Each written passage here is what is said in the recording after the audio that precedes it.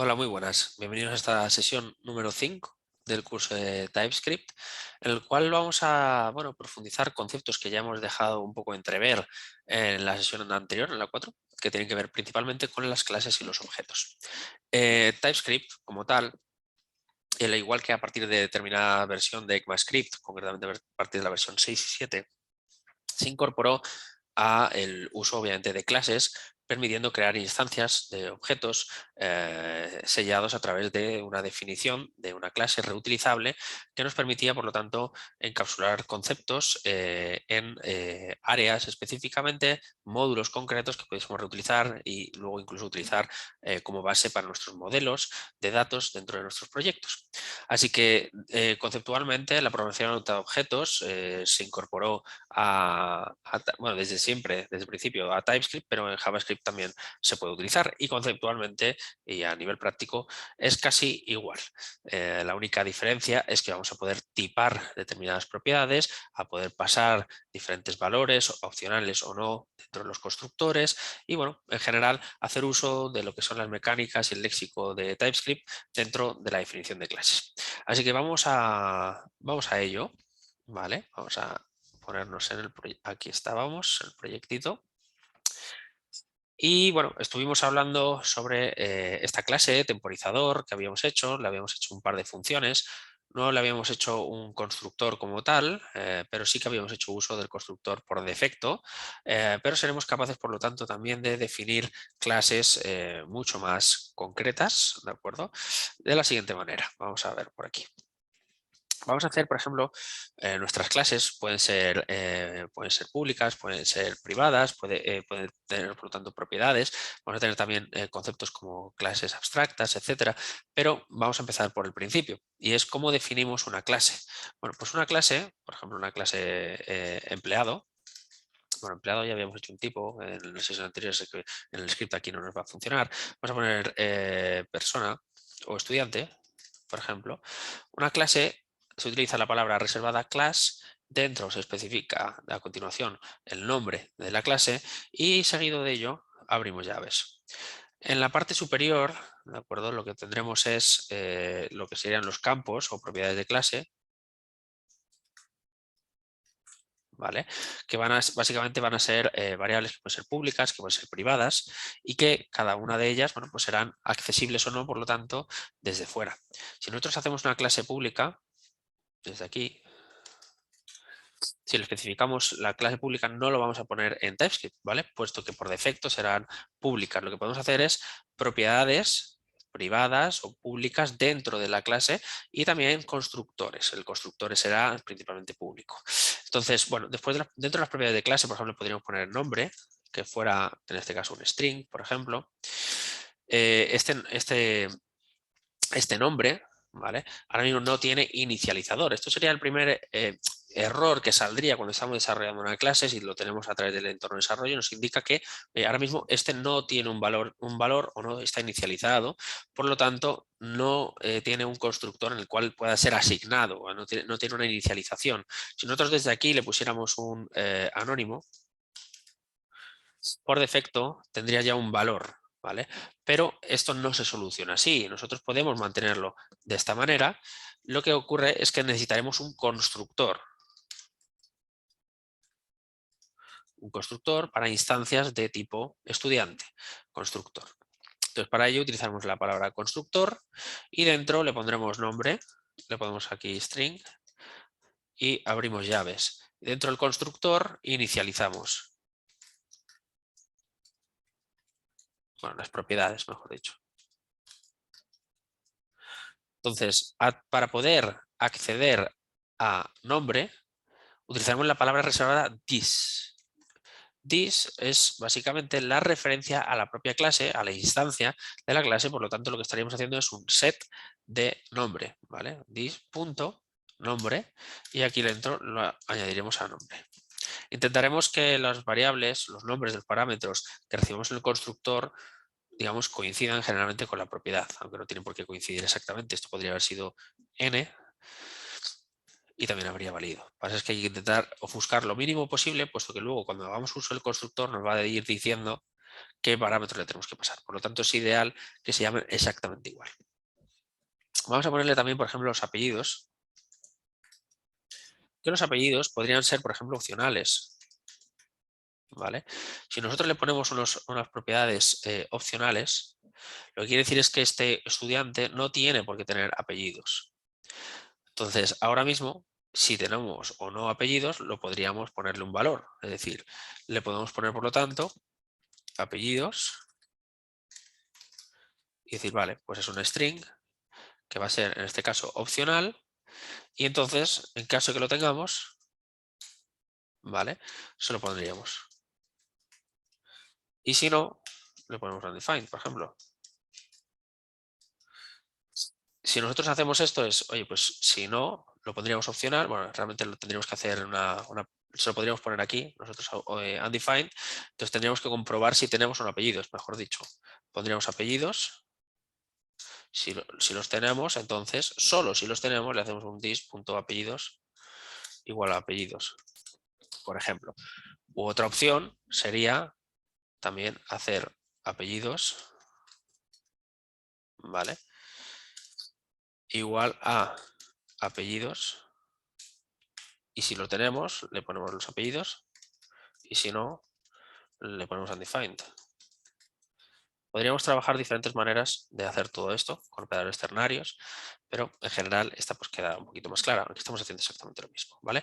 Entonces tenemos la posibilidad, por lo tanto, de trabajar constructores con apellidos opcionales, por ejemplo. Vamos a, por ejemplo, a poner aquí también,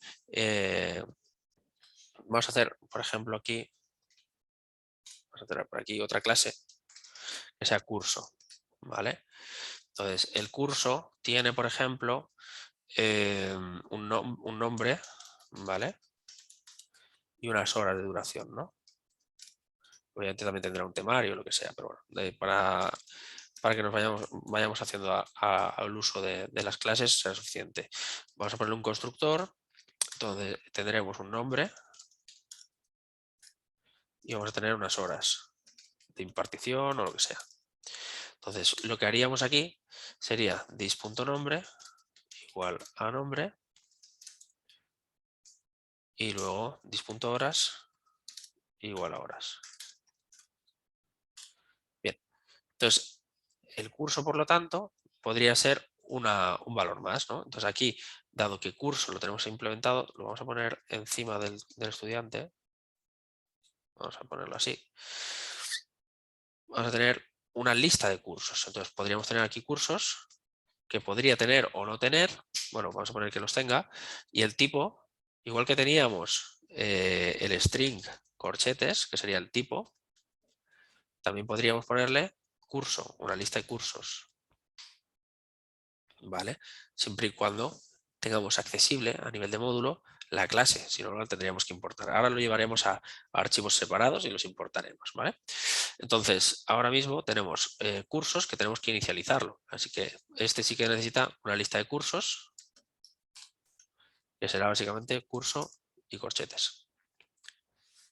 Entonces aquí lo que haríamos es this.cursos igual a cursos. Y así lo tendríamos inicializado. Puede ser una lista vacía. A ver aquí qué me dice. Vale, esto es porque, claro, el opcional, no podemos tener una propiedad no opcional después. Digamos, los opcionales siempre se ponen al final, ¿vale? Entonces vamos a ponerle el curso aquí y ya está. ¿Vale? Es por el orden, porque normalmente a no ser que específicamente le digas la propiedad, sino las opcionales siempre van al final, ¿vale? De cualquier función. Entonces tenemos el nombre, los apellidos y los cursos. Entonces ahora ya podríamos crear instancia, ¿no? Entonces vamos a crear, por ejemplo, creamos un curso. Vamos a poner aquí, por ejemplo, const. Vamos a poner curso TS. ¿Y cómo hacemos una instanciación o cómo creamos una nueva, digamos, una instancia, un objeto? Básicamente con new, como vimos en la sesión anterior, en la cual hacíamos con el temporizador, pues aquí en este caso lo haremos con curso. Ahora, ¿qué recibe o qué espera? Ya él nos lo va a ir autocompletando, nos va a ir diciendo, pues el nombre, por ejemplo, TypeScript. El número de horas, pues por ejemplo 15. ¿Vale? Entonces, aquí ya a partir de este momento tenemos un curso creado y lo hemos almacenado dentro del curso TS. Vamos a hacer otro que le vamos a llamar curso JS, por ejemplo. Y le vamos a poner aquí, por ejemplo, 20 horas, 5 horitas más del anterior, ¿vale?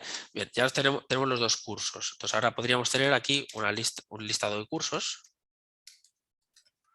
que sería, en este caso, aquí lo ideal es ponerle, esto es implícito, por lo tanto no hace falta que se lo digamos, pero digamos que es implícito, es obviamente un poco redundante, por lo que ya habíamos hablado en otras sesiones, pero puede ser interesante mientras estamos aprendiendo a asegurarnos de que los tipos son los adecuados y que nos devuelve esto el tipo adecuado. Entonces ahora mismo este curso, pues esto será una lista de cursos, ¿vale? Y le podemos poner en principio un valor, por ejemplo, inicial vacío. ¿Cómo añadimos elementos a una lista? Pues igual que en JavaScript, esto no tiene ningún misterio, simplemente lista de cursos, punto, y le añadimos aquí un push y le ponemos curso TS, ¿vale? Podemos añadirle una lista con punto, punto, punto, ¿vale? Por lo tanto aquí le podemos poner también el curso de JS. Y estamos pushando, por lo tanto, a partir de este momento tendremos una lista con los cursos. Bien, esto pueden ser, por ejemplo, las propiedades que va a recibir un estudiante, ¿vale? Entonces creamos un estudiante. Bien, el estudiante le vamos a llamar, por ejemplo, Martín. Vamos a ponerle que es de tipo estudiante. Fijémonos que en TypeScript nos pone el simbolito de clase, que es este, y este es el enumerado, ¿vale? Que de otras sesiones que hemos hecho. Vamos a coger estudiante. Entonces tenemos que ponerle aquí que es un new estudiante, ¿no? Nos lo va a autocompletar. ¿Qué es lo que espera? Primero el nombre. ¿Qué esperamos también? Los cursos.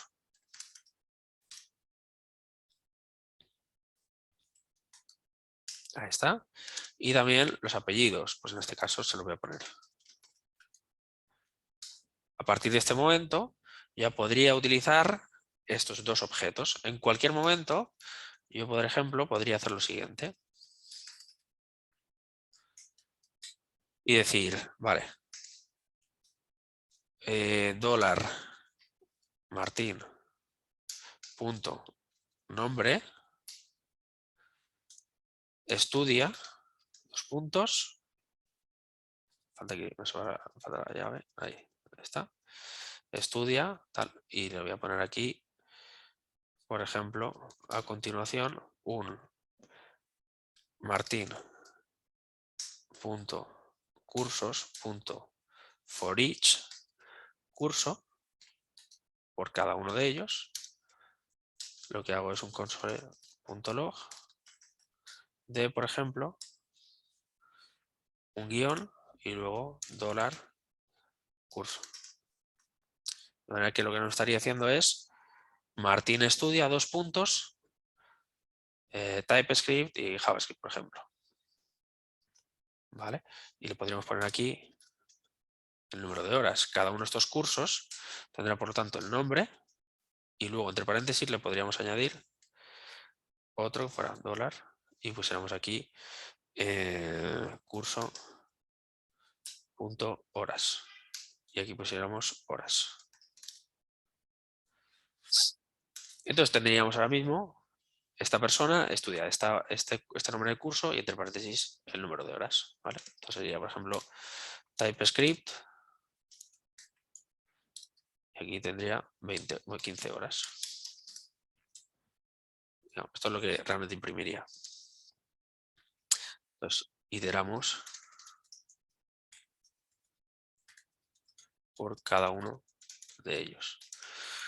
Entonces, tenemos por lo tanto la posibilidad de crear luego muchos más estudiantes, otros cursos, e incluso añadírselos. Podríamos hacer luego un nuevo curso, por ejemplo, que se llamase curso, por ejemplo, Angular, ¿vale? Y aquí pondríamos Angular y ponemos aquí pues 40 horas. Y lo que podríamos hacer es martin.cursos.push y le metemos el curso Angular. Se lo añadimos.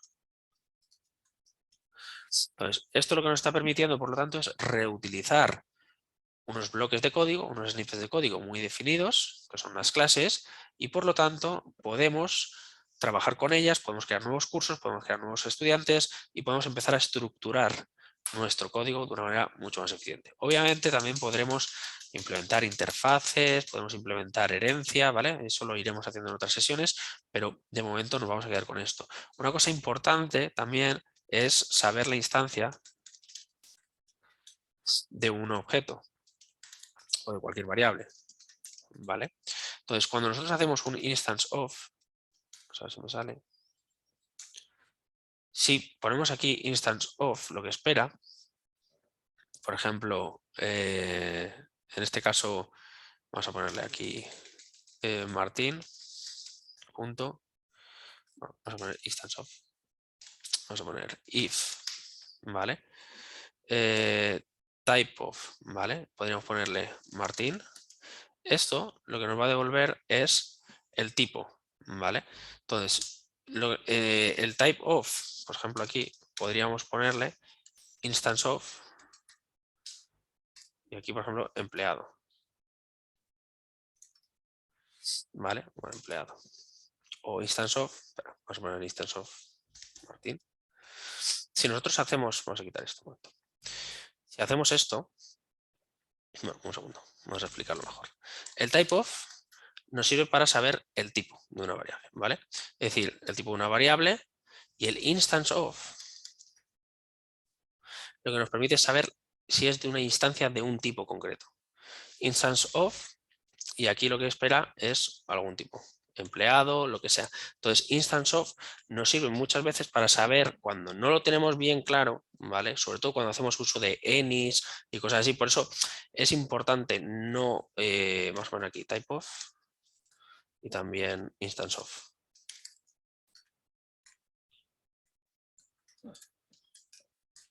Es importante no hacer uso de ANYs, no hacer uso, digamos, de tipos, entre comillas, modificables, o eso es lo que se intenta tener en TypeScript, tiene que estar suficientemente claro, porque si no, el tipo podría variar. Si yo, por ejemplo, le pusiera que Martín es any, obviamente va a funcionar.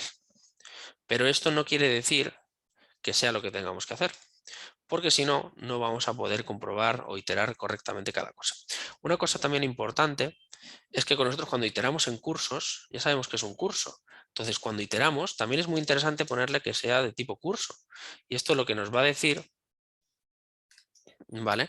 Es que en efecto, cada curso es un curso. Es verdad que ya viene implícito, pero a nivel luego también de mantener todo esto, estamos especificando que dentro de cursos, en efecto, hay unos cursos. Obviamente aquí lo tenemos claro, porque Martín en principio es un empleado y al ser un empleado es un estudiante, ¿vale? Y si es un estudiante, tiene cursos, que es una lista de cursos. Entonces, claro, al tener una lista de cursos, tú ya sabes que cuando iteras sobre una lista de cursos lo que recibes es un curso.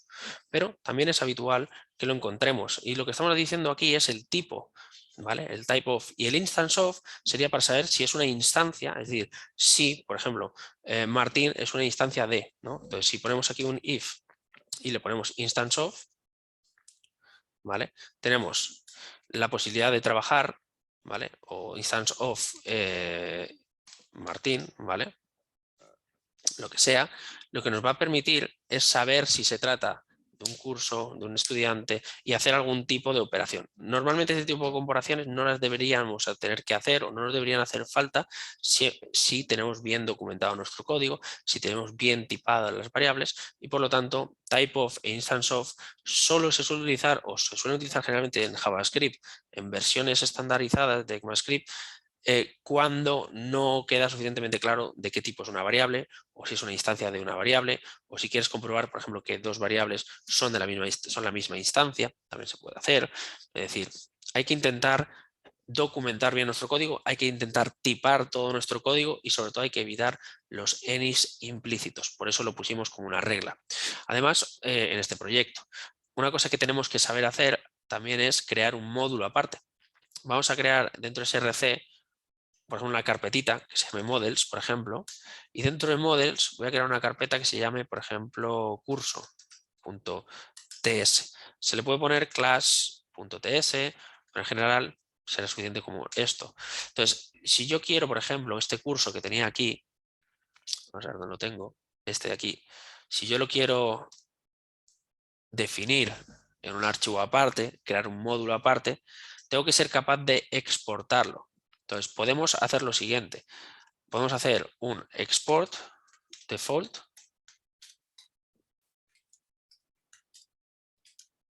y lo que estaríamos haciendo es exportar esta clase por defecto. Por lo tanto, cuando la importemos le podríamos llamar como quisiéramos. Pero lo ideal es hacer un export, ¿de acuerdo?, de las clases cuando tenemos varias, ¿vale?, definidas. Entonces, si por ejemplo tenemos curso y aparte de curso pudiésemos exportar otras clases, utilizaríamos exports. ¿Cuántos exports podemos tener? Todos los que queramos. ¿Cuántos export defaults? Uno, ¿vale? Entonces, a este, en vez de llamarse curso, lo voy a renombrar y voy a llamar, por ejemplo, clases, ¿vale? Entonces, lo que vamos a tener aquí va a ser curso. Bueno, vamos a hacer una cosa. Voy a dejarlo con el export. Sí, lo vamos a llamar. Vamos a hacer una cosa. Sí, vamos a hacer mejor. Vamos a poner el curso. Creo que va a ser más sencillo de explicar. Lo voy a llamar curso, pero lo voy a exportar de esta manera, ¿vale? Y luego lo que voy a hacer también, lo voy a quitar de aquí. Entonces, ¿qué va a ocurrir? Que obviamente nuestra lista de cursos no puede estar, digamos, no la podemos utilizar correctamente, nos va a dar un error, ¿vale? Porque el curso no existe. Entonces, el quick fix que nos va a dar es importarlo. Si le damos a control espacio, nos va a importar de modelos, o el auto import, ¿vale?, de modelos, la clase curso. Eso es lo que tendremos que hacer. Lo que pasa es que yo quiero hacer, aparte de esto, un nuevo archivo que le vamos a llamar estudiante. Y entonces yo aquí dentro lo que voy a hacer es meter la definición de estudiante. Entonces vamos a venir aquí y la vamos a poner aquí. Entonces, lo que vamos a tener, por lo tanto, es que en este archivo, en este módulo de estudiante, que lo voy a tener por separado, tengo que importar curso porque lo necesito, lo estoy usando aquí. Entonces no lo puede ver, ¿vale? Entonces tenemos que importarlo. La forma de importar los exports son con llaves. Si tuviéramos un export default, no le pondríamos llaves, ¿vale? Le quitaríamos las llaves y ya está. Pero cuando ahora mismo no está exportando correctamente, nos lo va a poner con llaves. Siempre intentaremos dejar un pequeño espacio entre las llaves y el nombre, ¿vale? Entonces ahora mismo ya lo tenemos, el curso ya lo tenemos. Entonces ahora en el index.ts ahora tenemos curso, que también lo necesitamos, y estudiante. Por lo tanto, lo tenemos que importar también aquí. Así que tenemos que importarnos curso e importarnos también estudiante. Vamos a ver si nos sale. Vale, no nos sale porque no lo hemos exportado, así que tenemos que hacer un export. Vamos a ponerlo aquí, export. Y exportamos la clase estudiante. Así que venimos aquí ahora y así que nos sale para exportar. Lo estoy dando al control espacio, ¿vale? Bien, dicho esto, ya lo tenemos. Entonces ahora, clases, ¿vale? Vamos a ponerlo así. Y esto obviamente lo está trayendo de curso. Cuando nosotros no sabemos de dónde viene cada módulo, simplemente nos podemos poner encima y él automáticamente nos lo lista. Entonces sería muy interesante tener ya un mock de datos de cursos, por ejemplo, ¿no?, que lo pudiésemos utilizar. Entonces lo que vamos a hacer ahora va a ser crear una carpetita y vamos a crear un mock. Y vamos a crear, por ejemplo, un mock de cursos.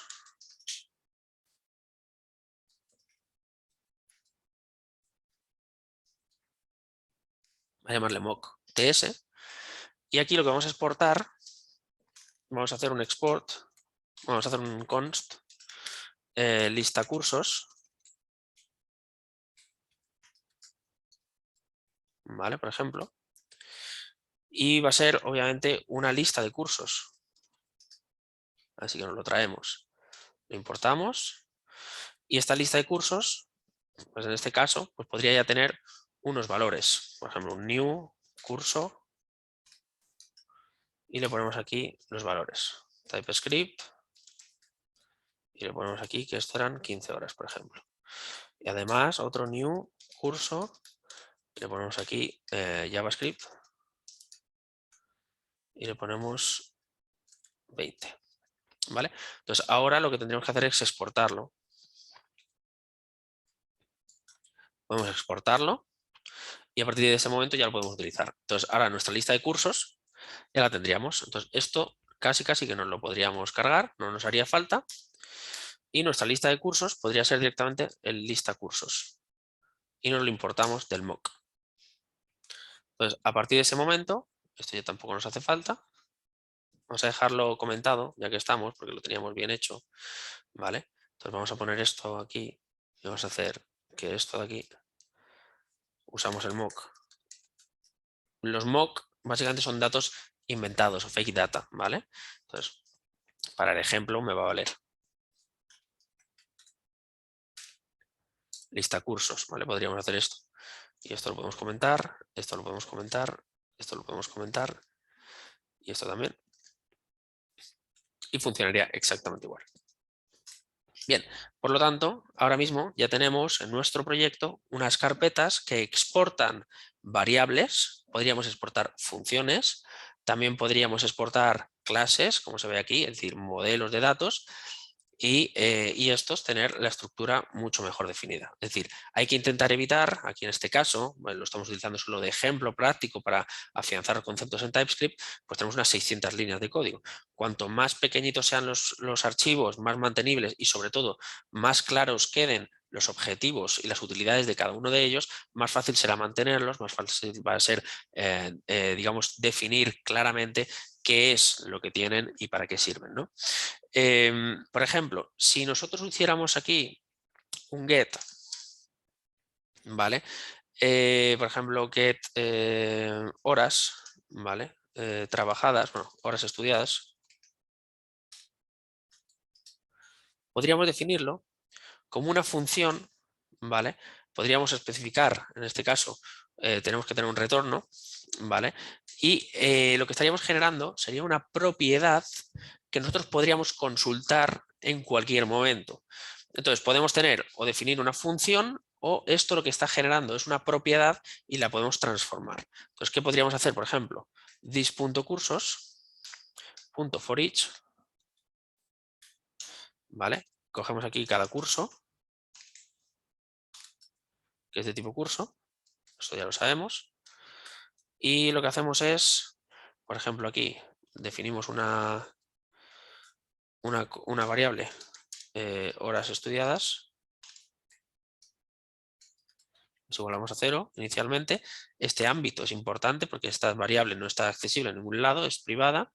Este getter es una función pública que utilizaríamos para obtener, por ejemplo, el total de las horas estudiadas, ¿no? Sin tener que estar siempre repitiendo este for each, ¿no? Y reutilizando esta variable, pues estas 2 líneas o 3 líneas de código. Entonces aquí cogeríamos y haríamos horas estudiadas es igual a las horas estudiadas que tuviésemos o un más igual y ponerle aquí el curso punto horas. Entonces le incrementaríamos y luego finalmente return horas estudiadas. Ahora tenemos los getters, también tenemos los setters. Entonces si quisiéramos setear, por ejemplo, el nombre y los apellidos, por ejemplo, tendríamos que pasar por alguna función. Entonces tenemos el get, pero también tenemos el set. Y el set puede ser una función definida que nosotros podríamos utilizar, ¿vale? Entonces los getters principalmente sirven para obtener nuevos parámetros y lo que estamos haciendo es no solo que sea una propiedad sin más, sino que incluso el get lo que hace realmente es ejecutar una función totalmente controlada por nuestra parte y devolver un valor controlado también. Entonces aquí este get por defecto va a devolver un number, así que se lo podemos poner como que devuelve un number automáticamente. Básicamente es como definir una función, ¿de acuerdo? Lo que pasa es que estamos generando una propiedad, veis que pone aquí property, y por lo tanto es importante saberlo. Entonces nosotros ahora mismo podríamos saber el número de horas estudiadas de Martín, ¿no?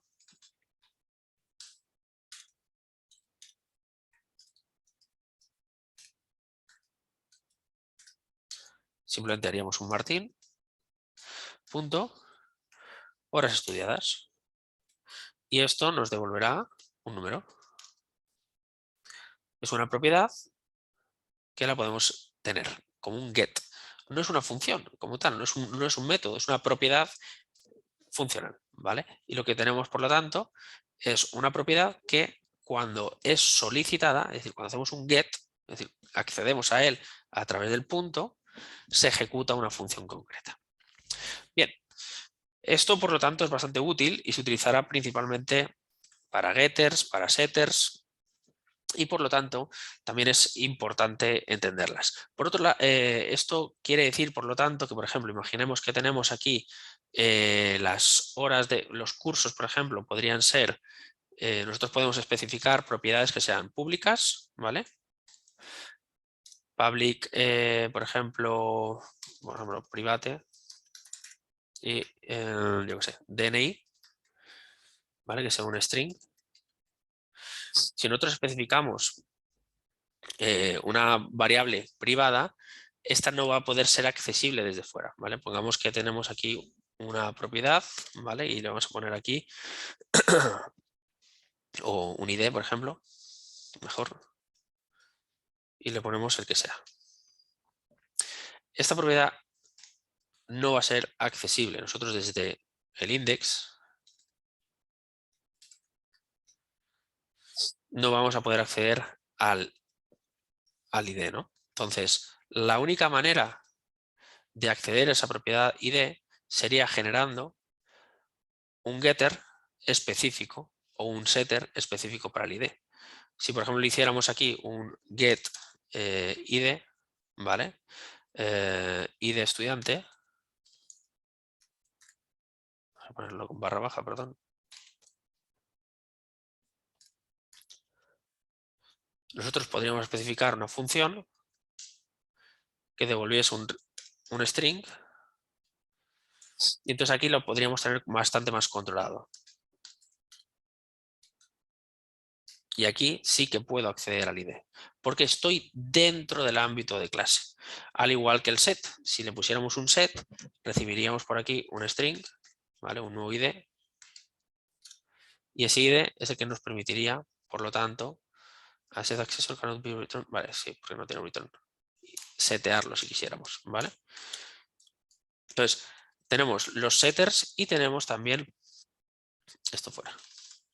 Y tenemos los getters, ¿vale? Entonces, el set, si yo quisiera modificar el ID, yo no puedo modificar directamente la propiedad. Tengo que llamar a una función que es ID estudiante o set ID. Esto realmente debería ser ID estudiante, ¿vale? Es lo que yo haría público al uso de mi clase. Entonces yo me vendría aquí y yo quiero setear, por ejemplo, a Martín, haría Martín punto ID estudiante y entonces aquí ya le podría poner, por ejemplo, lo que sea, ¿no? A ver, perdón. Así, ¿vale? Entonces yo desde el setter, ¿vale? Podría después modificarlo. Esta función la tenemos aquí definida y podría recibir una nueva propiedad. Entonces tenemos los getters, ¿de acuerdo? Y los setters. Los getters para obtener y los setters para setear. Entonces estas palabras reservadas de TypeScript se utilizan mucho y son bastante habituales. Entonces, las variables privadas no son accesibles desde fuera, solo en el ámbito de clase, está encapsulado dentro de la clase y por lo tanto genera una pequeña burbuja donde es accesible eso y el resto tiene que acceder solo a las cosas que son públicas, a las cosas con las que yo sí que permito que se acceda y se modifique, y por lo tanto tenemos public, también tenemos private y también tenemos protected, que veremos en otras sesiones. Pero básicamente private y public lo que están haciendo es definir, por defecto son public, ¿vale? Pero si nosotros específicamente ponemos private, le estamos diciendo, oye, esta propiedad como tal la tienes, pero no es accesible desde fuera. Lo mismo que en el resto de lenguajes. Por lo tanto, es bastante habitual encontrarse variables o propiedades de clase que sean privadas y que cuando queramos setearlas o cambiarlas o acceder a ellas, previamente hay una línea de código que decidirán qué es lo que se devuelve o qué es lo que se gestiona para poder acceder a esas variables y por lo tanto tener de una manera más controlada los bloques de código que vamos desarrollando y así poder mantenerlos de una forma más eficiente e incluso llevar a cabo lo que vendría más adelante, que serían patrones de diseño y demás asociados y hacer solo disponibles determinadas clases a nuestros usuarios del código. Bien, pues dicho esto, vamos a terminar la sesión aquí. Espero que os haya resultado interesante y pasaremos a la sesión, en la sesión número 6, profundizaremos un poco más estos conceptos, nos meteremos también con temas de interfaces, nos meteremos también con temas de herencia y por lo tanto iremos montando correctamente los conceptos de la programación orientada a objetos dentro de TypeScript, aunque como estaréis observando, que ya tenéis experiencia en JavaScript y en ECMAScript, es la misma sintaxis, pero simplemente queremos afianzar estos conceptos para que luego cuando diversifiquemos a formaciones que tengan que ver con Angular, React o lo que sea y que digamos que tengan que ver y utilicemos TypeScript como lenguaje, pues lo tengamos suficientemente claro y las dudas sean solo de ese framework o de esa librería. Así que nada, nos vemos en la próxima. Un saludo.